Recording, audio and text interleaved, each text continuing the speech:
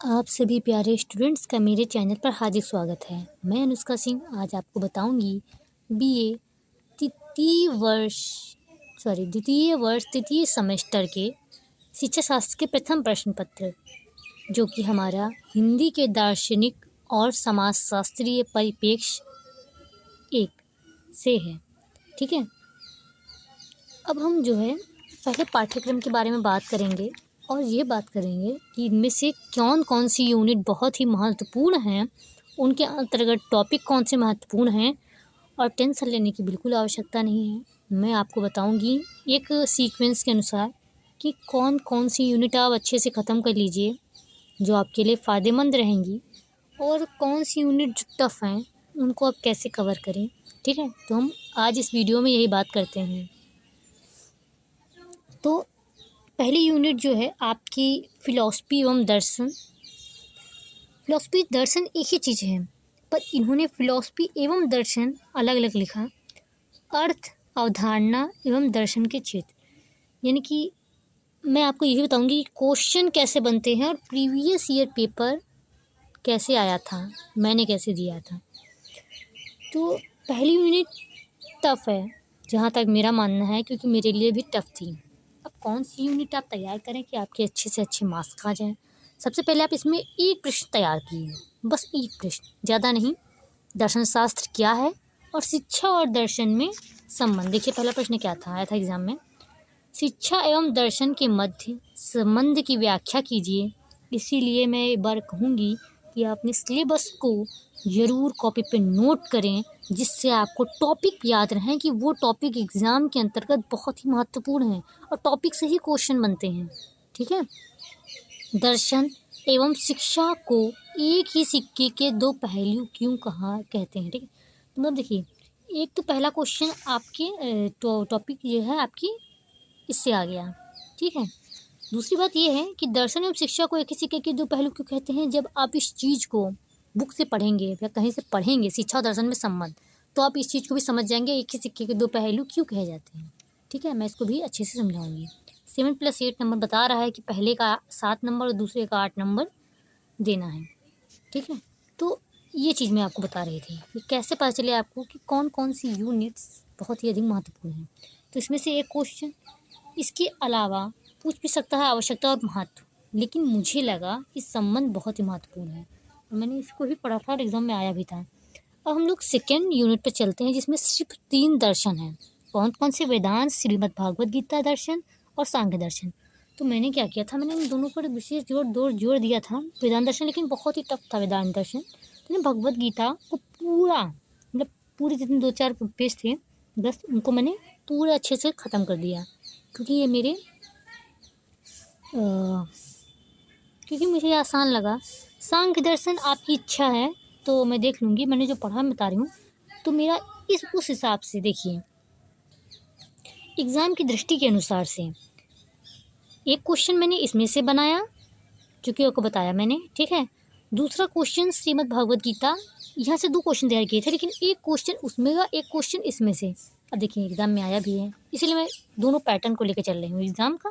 और मैंने जो पहले सोचा था, क्योंकि मैंने इसकी सीरीज़ नहीं ली थी, इसके बचा था सीरीज़ लेते हैं।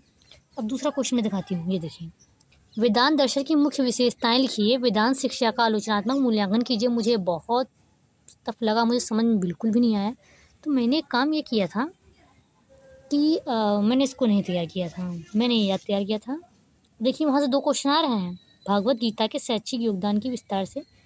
आप बस केवल टॉपिक को अच्छे से पढ़ लेंगे भगवत गीता की, आप खुद लिखते चले जाएंगे और बहुत ही आसान है अगर आप इस धर्म से रिलेटेड भी हैं तो। सांख्य दर्शन, देखिए सांख्य दर्शन मतलब ये तीनों दर्शन बहुत ही महत्वपूर्ण हैं। अगर आप 2 दर्शन तैयार कर लेते हैं तो आपके 30 नंबर आराम से बन जाते हैं। ठीक है, तो ये 3 दर्शन आए और एक क्वेश्चन, सिर्फ और सिर्फ एक क्वेश्चन दर्शन मतलब पहली यूनिट से आया। यानी कि हम मान चलें कि यूनिट 1 से इतना आया और यूनिट 1 से ये भी आया था, शिक्षा दर्शन के विभिन्न शाखाएं। ये वैसे किताब में इतनी अच्छी इस तरीके से दी नहीं गई थी।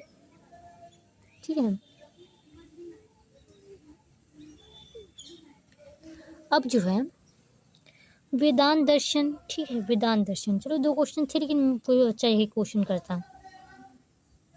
मुझे शाखाएँ नहीं समझ में आई थी। तो ये 3 क्वेश्चन मतलब 3 दर्शन यूनिट 2 से हैं, ठीक है। अब अभी हम इधर बात करते हैं, पहले हमें 2 यूनिट की बात कर लेते हैं, ठीक है। और अगर आपको ये वीडियो अच्छा लगे तो लाइक शेयर सब्सक्राइब कीजिए और मेरी मेहनत का फल दीजिए, ठीक है।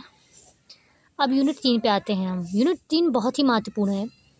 अच्छा, क्योंकि ये बहुत आसान है तो महत्वपूर्ण है, क्योंकि देखिए यूनिट सारी महत्वपूर्ण हैं। पहली यूनिट की बात करें, उसमें से एक क्वेश्चन मैंने बताया।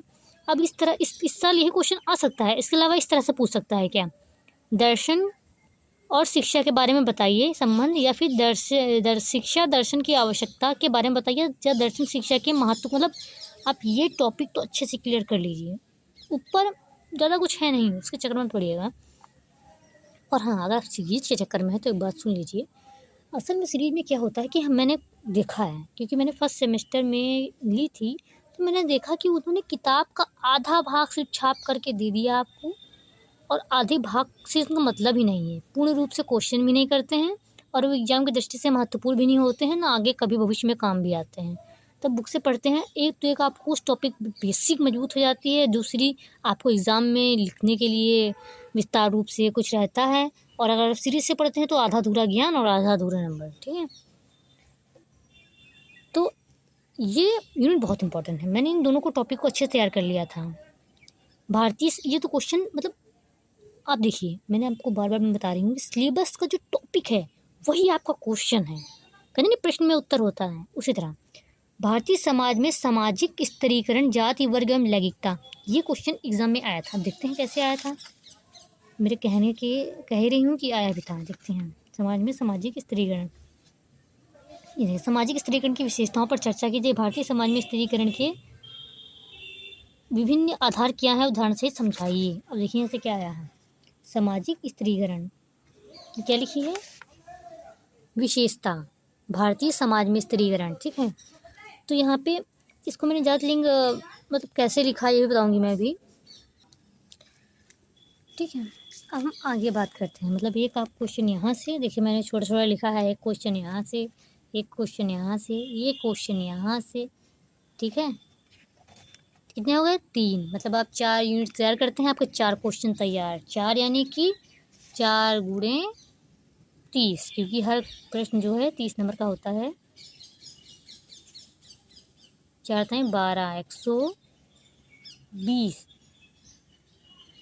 देखिए सॉरी, एक क्वेश्चन 15 नंबर का होता है, वहीं 120 नंबर कहाँ से आ जाएंगे।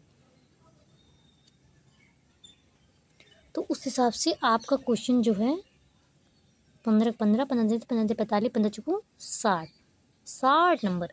अब कितना भी बेकार लिखेंगे, अगर आप 50 नंबर ले आएंगे आराम से, अगर आप मेरे के अनुसार चलते हैं, यानी कि हर एक यूनिट में क्वेश्चन तैयार करते हैं, वो भी अच्छे से मेरे साथ पढ़ते हैं, तो मैं आपको पढ़ाऊँगी, ठीक है। आगे अब मैं चौथी यूनिट के बारे में बात करती हूँ, ठीक है। अब चौथी यूनिट से देखते हैं भैया क्या आया था और क्या महत्वपूर्ण था, ठीक है। ये सामाजिक संगठन के रूप में विद्यालय और सामाजिक परिवर्तन एवं शिक्षा, ये दोनों क्वेश्चन बहुत इंपॉर्टेंट थे, एग्जाम में आए थे। बहुत ही आसान तरीके से आपको अपने शब्दों में भी लिख सकते हैं। तो हम मेरे हिसाब से तीसरी और चौथी यूनिट को पूरा पढ़ लीजिए, पूरा पढ़ लीजिए। और मेरी बात मानिए, अगर उसमें 3 क्वेश्चन भी आप कर लेते हैं तो शुरुआती 2 यूनिट जो आपको कठिन लगती हैं उसके नहीं भी करते हैं आप, इतनी महत्वपूर्ण नहीं है। देखिए यहाँ से कितने क्वेश्चन बने। तो तीसरी यूनिट से एक क्वेश्चन ये बना, ठीक है। चौथी यूनिट से ये क्वेश्चन चौथी से था शायद, जहाँ तक, क्योंकि मैंने इसको अपने शब्दों में ही लिख दिया था अपने आप से बना के। ये चौथी यूनिट से था, सामाजिक परिवर्तन के विभिन्न अवरोध कौन कौन से हैं, ठीक है। सामाजिक परिवर्तन एवं शिक्षा, ठीक है। और एक और क्वेश्चन, सामाजिक गतिशीलता के विभिन्न स्वरूप कौन से हैं। ये मैंने पढ़ा नहीं था तो मुझे पता नहीं कि कौन सी यूनिट था, लेकिन वैसे सामाजिक गतिशीलता स्तर की बात है तो यूनिट चौथी यूनिट से ही था। एक सामाजिक संस्था के रूप में विद्यालय की भूमिका का, बहुत ही आसान क्वेश्चन, 15 नंबर आपके ऐसे ही रखे हैं। ये देखिए, सामाजिक संगठन के रूप में विद्यालय। अब मतलब आपसे ये पूछ रहा है कि सामाजिक रूप से विद्यालय आपके व्यक्तित्व में क्या भूमिका निभाते हैं, आप ये नहीं लिख पाएंगे। अगर आप एजुकेशन के विद्यार्थी हैं और आपने इतने सारे सेमेस्टर क्रॉस करके आए हैं तो मुझे पूरा विश्वास है कि आप ये क्वेश्चन को बिना पढ़े ही लिख लेंगे, लेकिन आप पढ़ लेंगे तो और अच्छी बात है, वो भी मेरे साथ, ठीक है। तो मेरे बाकी भी वीडियो इसी तरह देख लीजिएगा अगर मैं बना पाऊँगी तो। और अच्छा लगे तो लाइक कर दीजिए, कमेंट कीजिए दीजिए। अगर आप लाइक नहीं भी करते तो कमेंट करेंगे, मुझे लगेगा कि हाँ मेरा पढ़ाया गया कुछ सफल हुआ। तो देखिए मैंने इसका 2 क्वेश्चन तैयार किए थे और एग्ज़ाम में भी 2 क्वेश्चन इसके लिखे, ठीक है। अब 2 क्वेश्चन इसके और बाकी 3 यूनिट के 3-3 क्वेश्चन, टोटल कितने हो गए 5 क्वेश्चन। नंबर कितने आए थे? नंबर भी बहुत अच्छे आए थे। और मज़े की बात बताइए, मैंने एग्ज़ाम के पहले सिर्फ़ एक क्वेश्चन फिर कॉपी पे अच्छे से लिख कर तैयार किया था, वो भी सबसे कठिन वाला, ये वाला, दर्शन और शिक्षा में संबंध। उसके बाद मैंने ये मेरे असाइनमेंट में था, मेरे को समझ में नहीं आया था। उसके बाद मैंने भगवद गीता को किताब से ही पढ़ा और किताब से ही अंडरलाइन किया, कुछ मेरा समझने वाला था नहीं। और बाकी ये सब किताब से ही पढ़ने लायक थे और उनका टाइम भी बहुत कम था, तो मैंने इसको किताब से ही पढ़ा था, ठीक है। तो आगे अब जो है हम सबसे आसान टॉपिक से शुरू करें या कठिन? मन हो तो कमेंट कर दीजिएगा, वरना मैं खुद ही जो है, देखिए ब्रांचेस ऑफ ये आपके यूनिट में है, इस किताब में प्रिंट नहीं था क्योंकि पुरानी थी। ब्रांचेस ऑफ फिलॉसफी यानी कि फिलॉसफी की उसकी दर्शन की शाखाएँ हैं, चूँकि हमारा ये दूसरा क्वेश्चन था। तो आप ये समझ लीजिए एक यूनिट से 2 क्वेश्चन, दूसरी यूनिट से 3 क्वेश्चन, फिर इधर तीसरी यूनिट से 1 क्वेश्चन, चौथी यूनिट से कितने क्वेश्चन 2, लगभग 4 क्वेश्चन, इसमें से 3 या 4 क्वेश्चन। तो मतलब ये दिमाग लगा लीजिए कि हर यूनिट से 2 क्वेश्चन या 3 क्वेश्चन करके आते हैं। तो आप अगर एक यूनिट में 1 क्वेश्चन तैयार करेंगे जो आसान होंगे, जो आपको अपने शब्दों में आसान लगे, तो आप उसमें 2-2 क्वेश्चन तैयार कर लीजिए और मेरे हिसाब से आपके 75 में से 60 नंबर तो पक्के हैं। अगर आप बहुत अच्छे स्टूडेंट